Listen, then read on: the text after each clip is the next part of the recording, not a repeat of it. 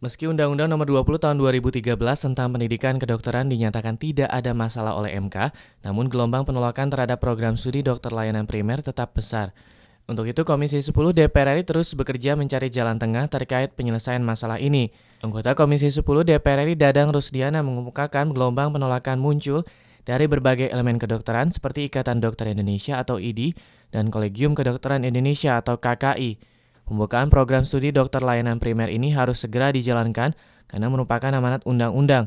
Akan tetapi jika gelombang penolakan terus terjadi, maka Komisi 10 akan mencari penyebab mengapa terjadi banyak penolakan. Permohonan uji materi ini sudah ditolak oleh Mahkamah Konstitusi. Jadi pada dasarnya undang-undang ini harus jalan. Tetapi gelombang penolakan ini cukup keras juga ya. Jadi pro dan kontranya ini sangat luar biasa. Sehingga tentu ini kita harus carikan jalan tengah.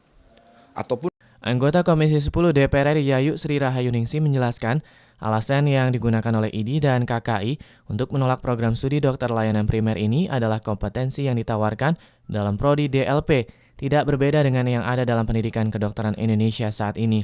Sehingga program dokter layanan primer dinilai hanya akan memperlambat proses penyerapan dokter di daerah-daerah. Nah, untuk apa kalau kita melakukan suatu pembukaan prodi baru kalau memang materinya itu sama, hanya memperpanjang aja.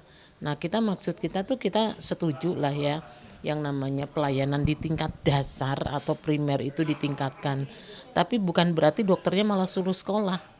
Nur Fuad dan Rangga, TVR Parlemen, melaporkan.